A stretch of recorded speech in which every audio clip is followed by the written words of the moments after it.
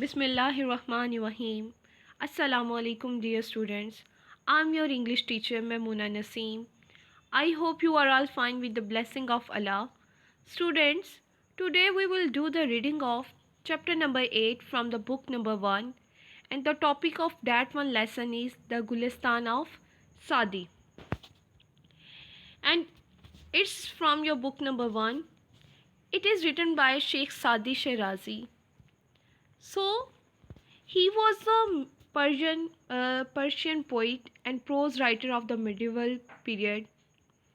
He was recognized for the quality of his writing and for the depth of his social and moral thoughts. His parables have been translated in many languages of world. Parables mean कहावतें, किस्से, कहानियाँ. ठीक है, इनके जो कहानियाँ और किस्से थे ये बहुत सी लैंग्वेजेस में ट्रांसलेट हुई, लेकिन basically he was Persian poet and pros writer. ठीक है, और ये बहुत ज़्यादा डेप्थ में लिखते थे. नो लेट्स सी, इन्होंने आज जो हमारा जो लेसन हम लोगों ने पढ़ना है द गुलिस्तान ऑफ सादी, इसमें बेटे इनके क्या मेन थीम्स थे, मेन पॉइंट क्या थे. एक्चुअली बेटे हमारा जो आज का लेसन है इसमें इन्होंने हमारे साथ 3 स्टोरीज़ डिस्कस की हैं और ये तीनों स्टोरीज़ हमें कोई ना कोई मॉरल लेसन दे रही हैं. So there are the 3 parables in the today's lesson with a great moral lesson to reform the society. First parable is about the king and Persian slave with the moral that a person does not realize the worth of society from misfortune until he has tasted it.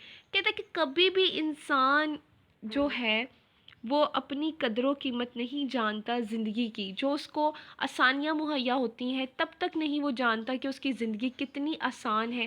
जब तक उसका सामना मुश्किलात से नहीं होता तो उसको आसानियों की कदर नहीं होती. यहाँ पर बेसिकली आप नेक्स्ट लेसन में पढ़ेंगे कि एक स्लेव और एक बादशाह अपनी स्लेव के साथ और राया के कुछ अवाम के साथ, राया के साथ एक कश्ती में सफ़र कर रहा था कि अचानक समुंदर में कश्ती हचकोले खाना शुरू हो गई. बाकी सब तो तसल्ली से बैठे रहे, लेकिन क्या हुआ कि वो जो स्लेव था वो स्लेव रोना शुरू हो गया.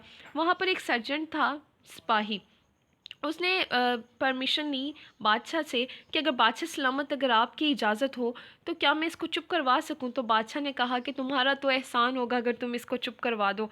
तो इसने कुछ दूसरे सिपाहियों की, कुछ आदमियों की मदद लेकर उसको समुंदर में फेंक दिया और दोबारा उसको निकाल कर, ठीक है, दोबारा एक गोते लगवाने के बाद उसको कश्ती में बिठा दिया तो वो सुकून से बैठ गया.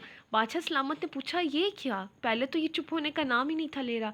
तो तब उसने ये अल्फाज कहे थे कि जब तक इंसान का मुश्किलात से और तकलीफ़ों और परेशानियों से सामना नहीं होता उसको पता नहीं चलता कि उसकी ज़िंदगी कितनी आसान है और कौन कौन सी आसानियों और नेमतों से अल्लाह ताला ने उसको नवाजा है. कहता है कि इससे पहले उसने समुंदर के गोते से पहले उसको कश्ती की जो कदर थी उसका एहसास नहीं था. जैसे ही उसने गोते खाए पानी में उसके बाद इसको कश्ती की, उसको जो कश्ती में महफूज था उसकी कदर होना शुरू हो गई. ठीक है, तो फर्स्ट हमारा ये था. नेक्स्ट वो कहते हैं second parable is about the Persian slave with the moral that a foundation of operation is always small so avoid it.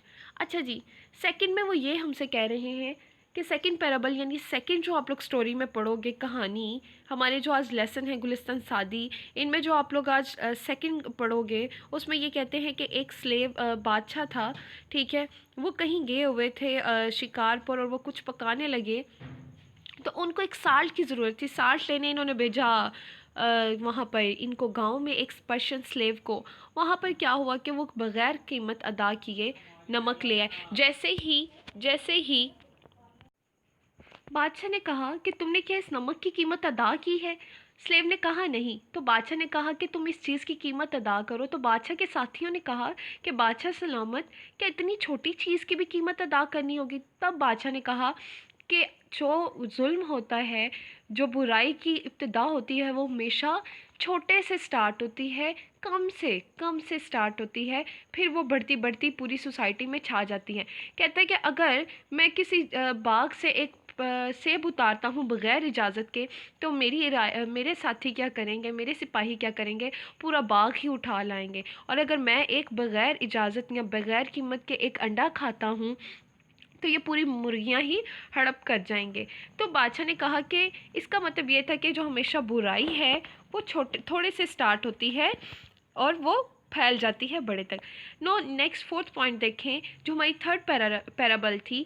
This third parable is about a king who wants to kill a boy to recover his health within a moral. अच्छा जी, कहते हैं कि वो अपनी health को recover करने के लिए एक अपनी जो था लड़का, नौजवान लड़का, उसकी कुर्बानी देने जा रहे थे कि किसी ने उसको कहा था कि अगर तुम इसकी कुर्बानी दो किसी नौजवान लड़के की तो तुम सेहत याब हो जाओगे। फिर ये नेक्स्ट स्टोरी में आप पढ़ेंगे कि it was a best scene of that one lesson, कि जिस तरह से वो आसमान की तरफ देखता है और फिर बादशाह पूछता है कि तुम क्या देख रहे हो, क्योंकि उसके अपने पेरेंट्स ही उसका साथ छोड़ चुके होते हैं। तो वो कहता है कि मुझे सिर्फ रहम की जो उम्मीद है वो अल्लाह ताला की ज़ात से है, ठीक है। और वो कहता है कि मैं सिर्फ उसी से मदद मांग रहा हूँ। तो जब उसने आसमान की तरफ देखकर मदद तलब की अल्लाह की, तो जो बादशाह था उसके दिल में रहम आ गया और उसने उसकी जान बख्श दी। और जान बख्शने के बाद क्या हुआ कि उसको अल्लाह ताला ने उसकी जान बख्शने के बदले उसको सेहत याबी से नवाज दिया। So that's third parable is about the king who wants to kill a boy to recover his health with the moral that if you care for other, especially he wakes one, especially the weak one, Allah Almighty blesses you. कहते हैं कि अगर आप किसी ऐसे इंसान की हिफाजत करते हो जो गरीब है, स्पेशली जो कमज़ोर है, तो अल्लाह ताला आपको नवाजता है। और यही हुआ कि जैसे ही उसने उस नौजवान लड़के की जान बख्श दी, अल्लाह ताला ने उसको सेहतयाबी से नवाज दिया। So students, we have to do the translation of that one lesson, the Gulistan Sadi, and today we will do the first page. Okay, translation of the first page we have to do. Okay जी students, I have briefly explained the introduction of Gulistan Sadi. No, let's start the reading of the lesson. Gulistan Sadi. Sheikh Sadi was a great storyteller. Sheikh Saadi was एक अजीम दास्तान गो थे, ठीक है। He speaks all nation and is perpetually modern, said Emerson. अच्छा जी, Emerson जो एक मगरबी राइटर था, इसने क्या कहा शेख सादी के बारे में? इसने कहा कि ये पूरी अक़वाम आलम से मुखातिब हैं। कौन? शेख सादी, क्योंकि ये एक यूनिवर्सल थिंग्स लिखते थे, यूनिवर्सल पैराबल्स लिखते थे और जो पूरी अक़वाम के लिए होता है। यूनिवर्सल पैराबल्स क्या होते हैं बेटे? यूनिवर्सल पैराबल्स ये होते हैं कि अगर आप लोग कहते हो ग्रीड इज कर्स, यानी लालच एक लानत है, तो अगर आप ईस्ट में हो, वेस्ट में हो, ठीक है, आप लोग कहीं भी चले जाओगे तो ग्रीड इज कर्स ही रहेगा, ग्रीड इज गुड नहीं होगा, ठीक है। ये एक यूनिवर्सल ट्रूथ है। तो सेम कहते हैं कि शेख सादी की जो थी वो जो कहावतें थी, जैसे honesty is the best policy. अब क्या है, सच्चाई एक बेहतरीन चीज़ है ना, honesty is the best policy. तो वो कहते हैं कि ऑनेस्टी इज़ बेस्ट पॉलिसी। आप लोग कहीं भी चले जाओगे, तो वो इंडिया है, कोई भी कंट्री है, तो आप लोगों के लिए honesty is the best policy ही रहेगा, ठीक है। तो कहते हैं इसी तरह से शेख सादी की जो कहावतें हैं वो पूरी दुनिया के लिए, पूरे आलम के लिए, अक़वाम आलम के लिए सेम है, ठीक है। He the thought of Gulistan as one of the bibles of the world, ठीक है। वो कहते हैं कि, और पीछे वो ये भी कहते हैं कि इनका कलाम हमेशा जो है वो ताज़ा रहेगा, ज़िंदा रहेगा, यानी मॉडर्न मीन जदीद रहेगा। ही थॉट, उन्होंने सोचा of the he thought of the Gulistan as one of the Bible. अब इसका एमरसन का ही कहना था कि गुलिस्तान जो है वो दुनिया की एहलामी यानी शहर अफाक कुतब में शुमार होती है, ठीक है। For the found in it the universality of modern law, यही चीज़ कि ये पूरी दुनिया के शहर फाक कुतब में शुमार होती है। और उसके अलावा the meaning of that one line is that, कि ये पूरी साब्ता अहलाक की हमागिरियत पाई जाती है। नेक्स्ट बटे, the Gulistan translated in Latin and English became love for the people, ठीक है। ट्रांसलेटेड, अब ये किस में ट्रांसलेटेड की गई थी? लैटिन में, लतीनी ज़ुबान में, और किस में? अंग्रेज़ी में। कौन सी कौन? गुलिस्तान सादी, ठीक है। नेक्स्ट क्या था? और यही बात दिलचस्पी से हाली नहीं थी। It is the interesting to note that English scholar use साजिश ट्रांसलेटेड पैराबल्स। पैराबल्स मीन हकायात, कहानियाँ, moral story, tale okay, you may write the synonyms. Okay, कहते हैं कि translated parables in their divine book till it was discovered to be English translation of the Latin version of Persian origin.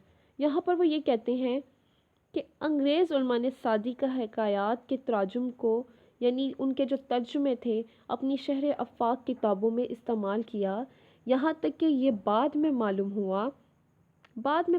हुआ कि जो लातीनी नुस्खे का अंग्रेज़ी तर्जुमा है, जिसका असल जो है वो कौन है, फ़ारसी लैंग्वेज। लोगों को बाद में ये रियलाइज़ हुआ कि ये कहाँ से ली गई है गुलिस्तान सादी, ये गुलिस्तान कहाँ से लिया गया है, एक फ़ारसी लैंग्वेज की में लिखी हुई किताब है जिसको बाद में अंग्रेज़ी में तर्जुमा किया गया।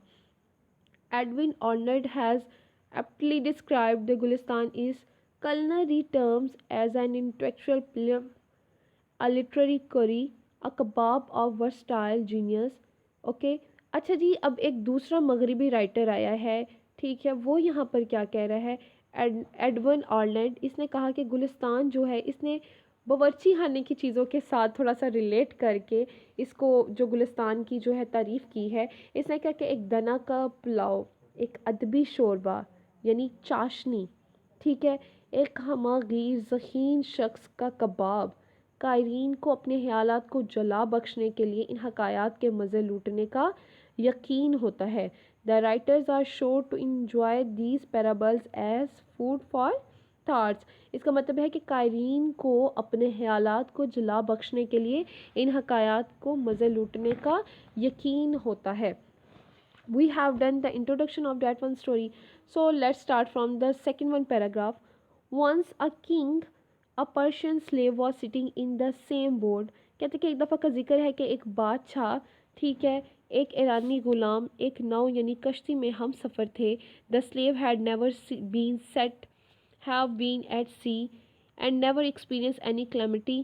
कहता है कि एक्सपीरियंस का मतलब क्या होगा, मीट या फेस, ठीक है, तजुर्बा करना। क्लैमिटी का क्या मतलब होगा, ट्रेजेडी, मिसफॉर्च्यून यानी मुसीबत। कहते हैं कि एक बादशाह के साथ जब एक ईरानी ग़ुलाम सफ़र कर रहा था तो क्या हुआ कि कभी इसने बहरी सफ़र करने का इसको तजुर्बा ना हुआ, यानी इत्तफाक ना हुआ, तो इसे किसी किस्म के मुसीबत का भी तजुर्बा नहीं था कि किस तरह से कभी कोई मुसीबत आ सकती है।